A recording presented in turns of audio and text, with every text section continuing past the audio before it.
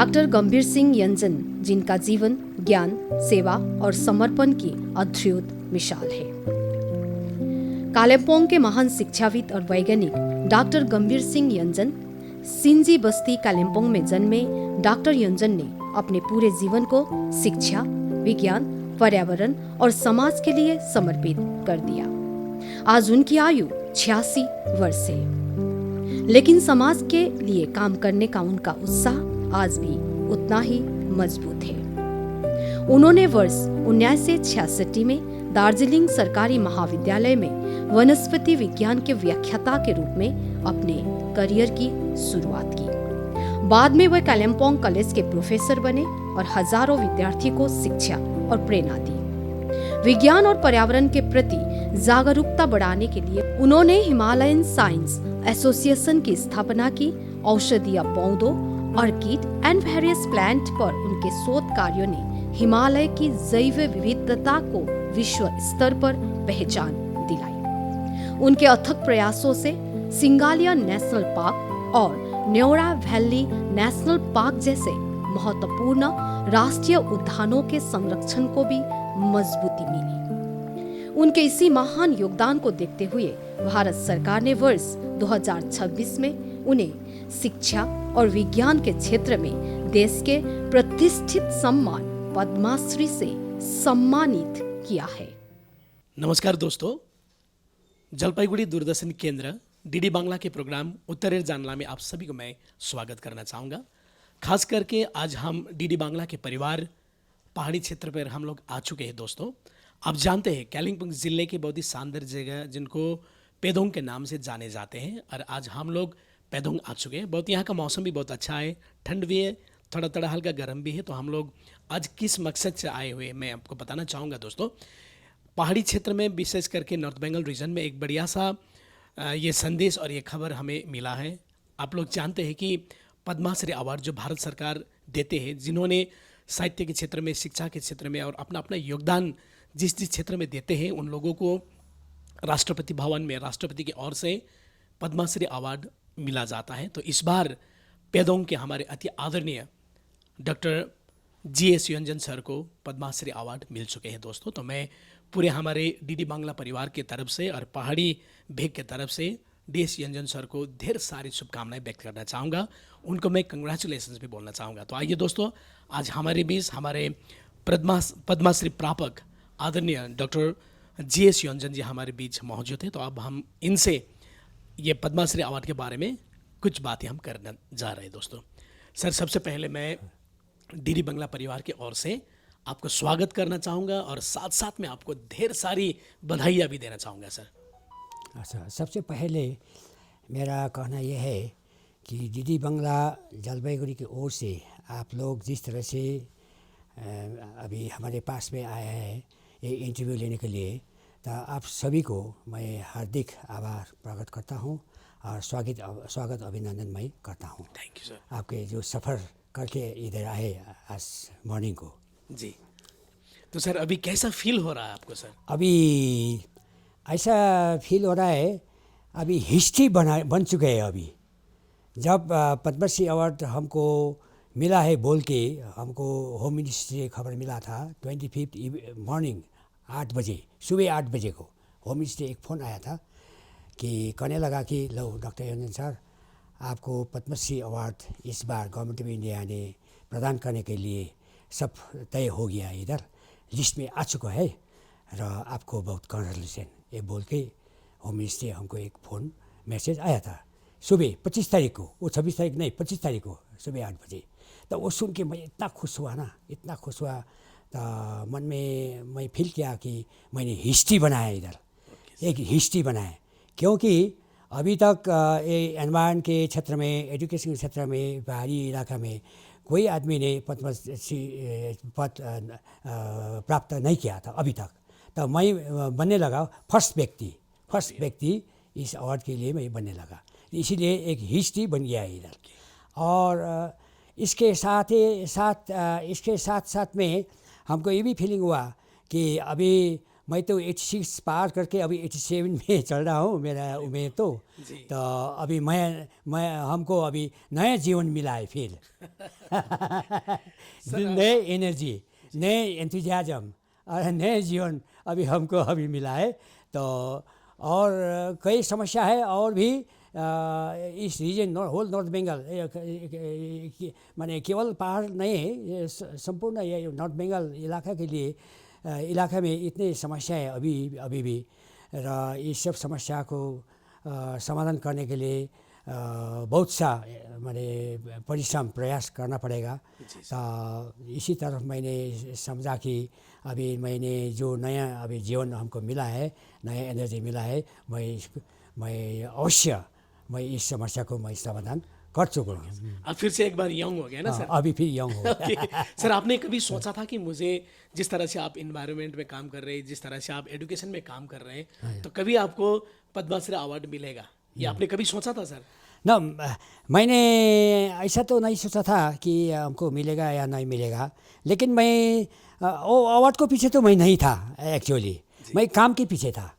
वो तो अवार्ड देने वाले को आदमी को जो अपना रिस्पॉन्सिबिलिटी वो देख लेंगे कि जे संजय ने जो काम कर रहा है इधर वो अवार्ड के डिजर्विंग है या नहीं, वो ये चीज़ तो उन लोगों को जिम्मेवार है। तो मेरा जिम्मेवार है, मैं आपका कर्तव्य निभाने का, ओके सर। जो समस्या इधर समस्या का समाधान करने का ये मेरा जिम्मेवार है, इसी जिम्मेवार में मैं लगी रही हूँ। सर, खास करके आप एजुकेशन में, लिटरेचर और इन्वायरमेंट में काम करते हैं सर, आप डिफरेंट तरीका से आप काम करते हैं ना सर? तो हमें ये बताइए ना सर, इस डिफरेंट तरीका में काम करने में कितना मज़ा है और कितना तकलीफ है, और किस तरह से आप यहाँ तक आ चुके हैं और इस क्षेत्र में आप कब से जुड़े हुए हैं, ये भी थोड़ा बताइए ना तो सर। एक प्रोवर्ब जाता है ना, struggle is life and life is struggle. तो ये है मेरे जीवन में भी, my life is struggle for the people of this entire North Bengal region. और मेरा फिलोसफी है कि आगे अपने को एक अच्छी तरह से आगे बढ़ना है और अच्छी तरह से डेवलप करना है, फिजिकली, मेंटली, इंटेलेक्चुअली, इकोनॉमिकली और पोजिशनली भी। जिस आदमी फिजिकली फिट नहीं है, मेंटली फिट नहीं है, इंटेलेक्चुअली फिट नहीं है, इकोनॉमिकली फिट नहीं है और उसका कोई पोजीशन में नहीं है, वो आदमी कुछ कर नहीं सकते समाज को। इसीलिए मैं सारे यंगर जेनरेशन का अभी मैं कहना चाहता हूँ कि आगे तुम एनलाइटन हो जाओ, आगे वो अपने खुद एनलाइटन होना बहुत ज़रूरी है। जैसे बुद्ध भगवान अपने से एनलाइटन हो गया था और उसके बाद सारी दुनिया को वो बदलने के लिए वो सक्षम हो गए थे। इसीलिए हम लोग भी आगे अपने तरह से डेवलप करना होगा आगे उच्च स्तर में हमें जाना पड़ेगा। तो जितने उच्च स्तर में हम उतरेंगे उतने हमको ज्ञान भी होगा, उसी तरह का पोजीशन भी होगा, उसी तरह का इन्फ्लुएंस भी होगा और आप बहुत बड़े बड़े समस्याओं को भी समाधान कर पाएंगे उस समय। तो यह है मेरा फिलोसफी। आगे हम उठेंगे और जितने भी लोग उठ नहीं पाए हैं वो लोग को उठाएंगे। यह है मेरा फिलोसफी। ओके। तो सर, आप तो खास करके आप इन्वायरमेंट को लेकर काम करते हैं ना सर? हाँ, नो, मेरा काम है आपका विशेष करके एजुकेशन क्षेत्र में। तो एजुकेशन क्या चीज़ है, अब हमारे जितने भी अभी पॉपुलेशन है इधर आदमी लोग है, मेरे ख्याल में ओनली 40% to 50% आदमी लोग जानते हैं कि एजुकेशन क्या चीज़ है, कैसे एजुकेशन हमको लेना है। हाँ, तो बात ये है। तो एजुकेशन तो आपको हज़ार किस्म का एजुकेशन आप देख सकते हैं, आप सुनिए। तो वो सब एजुकेशन हमको काम रिलेवेंट नहीं है हमारे लाइफ में। ऐसे क्षेत्र हमको लेना चाहिए जिस क्षेत्र हमको हमारे लिए रिलेवेंट। और देयर आर 5 कार्डिनल पॉइंट्स, अभी मैं अंग्रेजी में कह रहा हूँ, in education system 5 cardinal points. वो है सबसे अंग्रेजी में, अभी अंग्रेजी में यदि मैं बोलूँ तो सबसे फर्स्ट कार्डिनल पॉइंट है एक्सेस, उसके बाद इक्विटी, उसके बाद क्वालिटी, उसके बाद रिलेवेंस और उसके बाद एक्सीलेंस। ये 5 cardinal points, basic fundamental points education system में रहते हैं इधर। लेकिन ये पॉइंट्स को कोई अभी मैं देखता हूँ इधर अभी हमारे जितने भी स्कूल, कॉलेज और जितने भी एजुकेशन का अधिकारी वर्ग है वो लोग इसको नहीं समझते हैं। ये इसको समझना पड़ेगा, ये 5 कार्डिनल पॉइंट्स को। तो एक्सेस का मतलब है कि सभी प्रकार का एजुकेशन रिलेवेंट आवश्यक एजुकेशन सभी को मिलना चाहिए। एक्सेस होना चाहिए। एक्सेस मीन मिलना चाहिए। इक्विटी मीन्स बराबर रूप में मिलना चाहिए। अभी जैसे कि अभी यूनिवर्सिटी में एमएससी इन बॉटनी, इस केस को मैं टेकअप करूं तो 40 सीट्स है।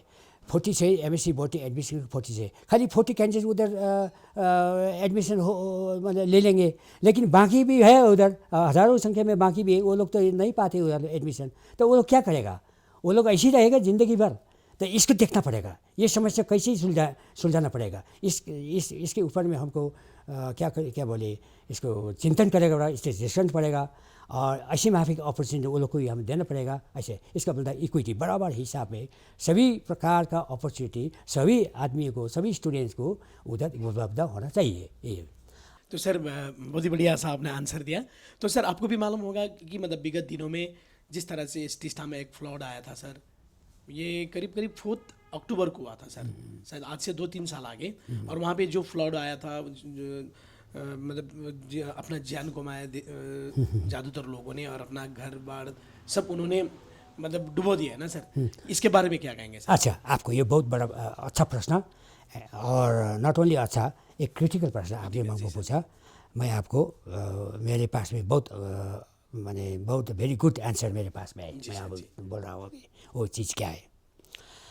तो हमको मालूम था ये माउंटेन रीजन में, ये पर्वतीय इलाका में जो अभी भूच है, जो सॉइल एरोशन, जो टॉप सॉइल होता है ना, सबसे ऊपर का जो लेयर ये मट्टी का जो लेयर है, वो लेयर एवरी ईयर विशेष करके ये बरसात के समय में वो जब बरसात होते है वो पानी से वो उसको पानी के कारण से वो बहते नीचे जाते हैं। और कई जगह में ऐसी स्थिति आ जाते हैं जिसमें लैंडस्लाइड भी होते हैं। लैंडस्लाइड हम लोग कहते हैं पैरो। जी सर। तो ये माउंटेनस एरिया में सबसे बड़ी एनवायरमेंटल प्रॉब्लम इसको कहा जाता है। ये soil erosion and landslide is one of the greatest environmental problems in the mountains. हर समय विशेष करके आपको ये मानसून सीजन में सोइल एरोशन एंड लैंडस्लाइड होते रहता है। तो मैंने बहुत गहरा चिंता करके मैंने सोचा कि स्टडी किया इसका कारण क्या है। तो कारण ये है कि 2 कारण से वो सोइल एरोशन और लैंडस्लाइड इधर होते हैं। जो फ्लड है ना, इसका कारण 2 कारण है। एक है आर्टिफिशियली मैन मेड कारण और दूसरी है नेचुरल कारण। अभी पहले मैं नेचुरल कारण आपको बताऊं। नेचुरल कारण है अर्थक्वेक। जब अर्थक्वेक सारे पृथ्वी हिलने लगता है ना, ये घर भी हिलने लगता है, सारे माउंटेन हिलने लगता है, उस समय कई जगह से आपका ऐसी स्थिति उधर देखने में मिलता है कि वो अपने को सस्टेन कर नहीं पाते उधर, इसीलिए वो माउंटेन क्रम्बल करके टॉपल करके नीचे गिर जाते हैं। आपको ये सोइल एरोशन लैंडस्लाइड रोकने के लिए, ये फ्लड रोकने के लिए मैंने एक मॉडल बनाया हूँ। इसको नाम है an eco model of land use pattern.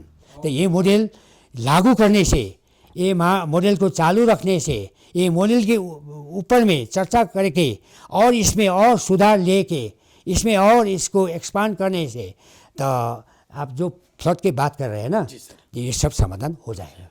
तो दोस्तों मैं आपको बता दूं कि हमारे डॉक्टर DS सर इन्होंने ढेर सारी किताबें भी पब्लिश कर चुके हैं। तो आइए ये किताबों के बारे में भी हमें ये कुछ बताएंगे। सर आज हम देख रहे हैं कि ये टेबलों में इतना सारे किताब आपने पब्लिश किए, तो आने वाले दिन में भी आपका पब्लिश हो रहा है ना सर, नए किताबें वगैरह भी, और इनके बारे में भी बताइए ना सर। ये हायर एजुकेशन एंड डेवलपमेंट, ये आपने कब पब्लिश किया था और इसमें क्या संदेश देना चाहते हैं इस किताब के मार्फत, ये भी बोलिए ना सर। मैंने सबसे पहला एक किताब पब्लिश किया था। ये था आपको 1981 में। 81। ये इसका टाइटल है विज्ञान र समाज, विज्ञान साइंस एंड सोसाइटी। सर ये नेपाली में है ना सर? हाँ, नेपाली में है अभी। अभी ये मैं रिवाइज करके बड़ा वॉल्यूम में मैं ले रहा हूँ इसको, र साइंस एंड सोसाइटी। तो हमारे अभी दिल्ली में आप देख सकते हैं सेंट्रल गवर्नमेंट में, उधर स्टेट गवर्नमेंट में भी है, वेस्ट बंगाल में department for science and technology. तो वो लोग भी ऐसा माफ़ी किताब अभी हिंदी में भी, अंग्रेजी में भी और बहुत सारे दूसरे लैंग्वेज में भी वो निकल चुका है उधर, निकल आए उधर से। तो नेपाली में कोई किताब नहीं था ऐसा माफिक। सबसे प्रथम किताब मैंने नेपाली में ये विज्ञान समाज लिखा और इसको पब्लिश किया, ये बहुत वर्ष आगे। तो इसमें समाज माने ऑलराउंड सोशल डेवलपमेंट के लिए विज्ञान का जो नॉलेज है वो उसका रिलेवेंस क्या है, विज्ञान का नॉलेज क्यों आवश्यक है, ये सब बता के ये किताब लिखा हुआ है, ये विज्ञान का समाज जी। और उसके बाद 1998 में मैं दार्जिलिंग कालिम्पोंग कॉलेज का मैं प्रिंसिपल था उस समय। तो मैंने देखा कि जो आप लोग को मैंने बता चुका हूँ कि जिस तरह का एजुकेशन सिस्टम भारत में चल रहा है, इसके बहुत इस एजुकेशन सिस्टम में इतना बेसी शॉर्ट कमिंग, डेफिशिएंसीज, पिटफॉल्स ऐसा है ना। इसीलिए जो एजुकेशन हमारा जो लड़का लड़की लोग है स्कूल कॉलेज यूनिवर्सिटी जाते हैं, और जो फाइनेंशियल इन्वेस्टमेंट गार्जियन लोग वो पेरेंट्स लोग करते हैं उसके ऊपर में, और गवर्नमेंट भी इंस्टीट्यूशन वो पढ़ने का जो इंस्टीट्यूशन है स्कूल कॉलेज वो इस्टेब्लिश करने के लिए गवर्नमेंट ने जितना पैसा खर्च कर रहा है और जितने सारे स्टाफ को तलब भी दे रहा है गवर्नमेंट, इस्टेब्लिशमेंट एक्सपेंसेस, तो दोनों गार्जियन की तरफ से गवर्नमेंट की तरफ से जितने भी इन्वेस्टमेंट हो रहा है एजुकेशन आपके लड़का लड़की के ऊपर में, तो लास्ट में जब वो ग्रेजुएट होगा, ग्रेजुएट होने तक कई लाख रुपया उसके ऊपर में खर्चा हो चुका है। ये इसका बोलता है इन्वेस्टमेंट। लेकिन 100 में 50% इन्वेस्टमेंट का कोई रिटर्न अभी नहीं मिल रहा है, बैक रिटर्न अभी नहीं ले रहा है।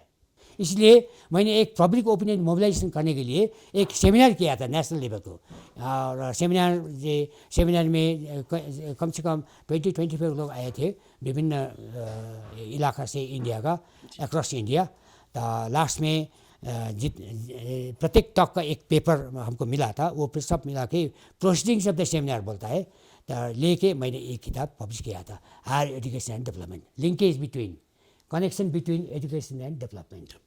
ये किताब, ये पहला बार ये किताब वेस्ट बंगाल में, nobody has ever publish this type of किताब। हजुर, पहला बार 28 ईयर्स स्ट्रगल करने के बाद डॉक्टर योंजन ने वो म्यूजियम इधर करने में मैं एकदम कामयाब हुआ। 2008 में इधर साइंस सेंटर इस्टेब्लिश हुआ, उसी वर्ष से ये चालू भी हुआ। यो मैले ल्याएको नि चाहिँ, अच्छा 2008 में। ये मेरा बहुत बड़ा कंट्रीब्यूशन है साइंस सेंटर।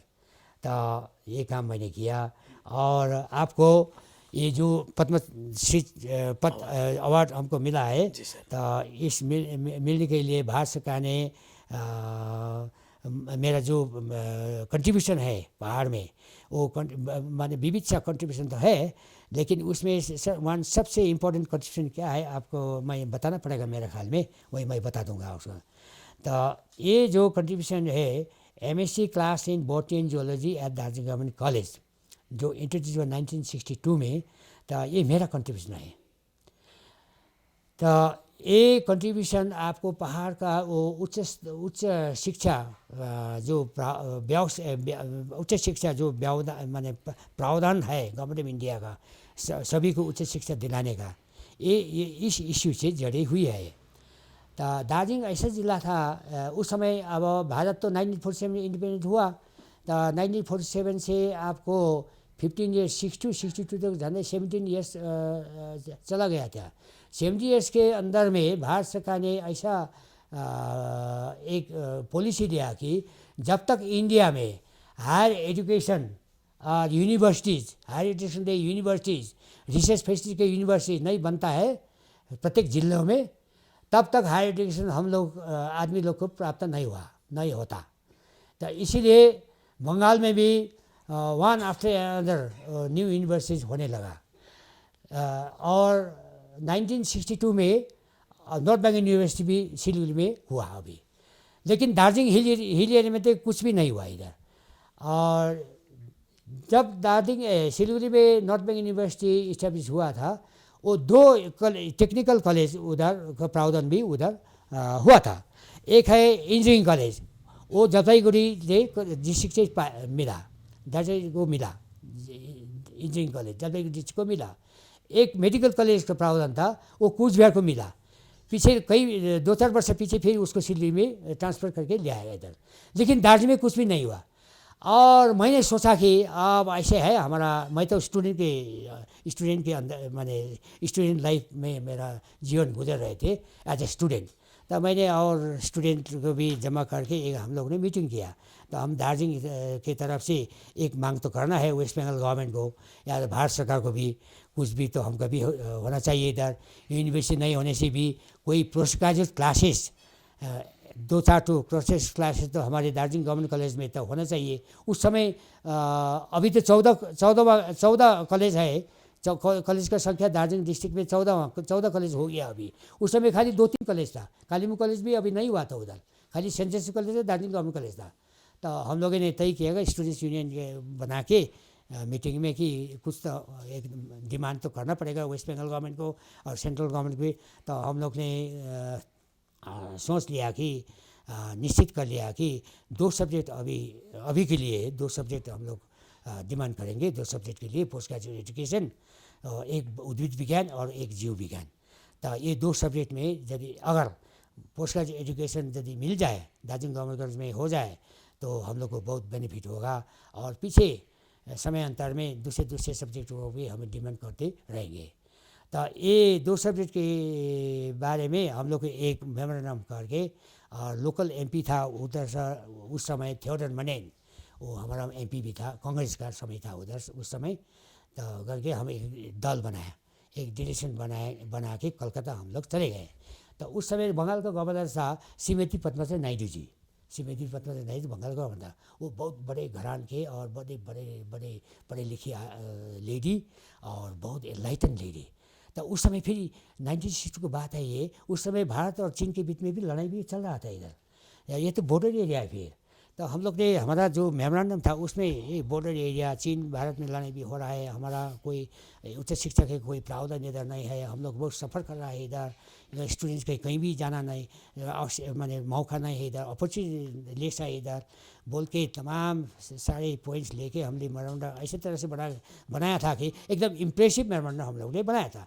जब हम लोग ने गवर्नर साहब के दिया था और वो पढ़ के 10 मिनट के बाद उन्होंने बोलने लगा कि ठीक है, मैंने आप लोगों को प्रॉब्लम मैंने बुझ लिया, सब मैंने महसूस कर लिया, एकदम आप सही है, आपका जो डिमांड है बॉटनी और जूलॉजी उद्भिद और जीव विज्ञान में जो पोस्ट ग्रेजुएट आपको डिमांड है ये हो जाएगा, ये आप निश्चिंत रहिए। कम से कम मैंने अभी जब अर्थमेटिक इसको वर्कआउट किया था, कम से कम 1200 हमारा कैंडिडेट्स ने पोस्ट ग्रेजुएट एजुकेशन मिल चुका है दार्जिलिंग गवर्नमेंट कॉलेज से। 1200 आदमी माने कैंडिडेट्स ने, वो लोग अभी बड़े बड़े पोस्ट में, अभी पब्लिक लाइफ में बड़े बड़े पोस्ट होल्ड करके काम कर रहा है, कोई रिटायर भी हो चुका है और उधर का माने फैमिली का भी बहुत अच्छा माने बेनिफिट मिला, सोसाइटी को भी बेनिफिट मिला। ऐसे ये मेरा बहुत बड़ा योगदान है पहाड़ के लिए। ओके सर, तो इसी की वजह से आपको पद्मश्री अवार्ड मिला। डॉक्टर गंभीर सिंह यंजन की जीवन साथी श्रीमती डॉक्टर दावा किपा नर्बू भुटिया दार्जिलिंग के घुम गर्ल्स हाई स्कूल में विज्ञान की शिक्षिका रही है।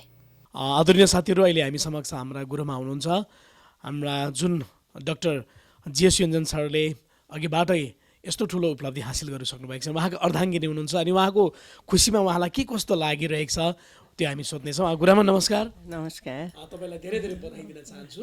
धन्यवाद। अनि सरले जुन प्रकारले यति ठुलो अवार्ड एचिभ गर्नुभएको छ, पद्मश्री अवार्ड, कस्तो लागिरहेको छ तपाईँलाई? सर्वप्रथम म भारत सरकारलाई धन्यवाद दिन चाहन्छु। अनि हामी सर्व परिवार एकदमै खुसी छौँ, किनभने अब पहाडबाट सरले योपालि फर्स्ट टाइम पाउनुभयो एजुकेसन लिएर, इन्भाइरोमेन्टल विषय लिएर है, र हामी एकदमै खुसी छौँ। र भारत सरकारलाई साथै यहाँ आज आउनुभएका दूरदर्शनका पार्टीहरूलाई हाम्रो यत्रो दुःख गरेर कष्ट गरेर यहाँ आउनुभयो, उहाँहरूलाई बहुत बहुत धन्यवाद। सरको यो मेहनतको लागि के भन्नुहुन्छ गुरुमा?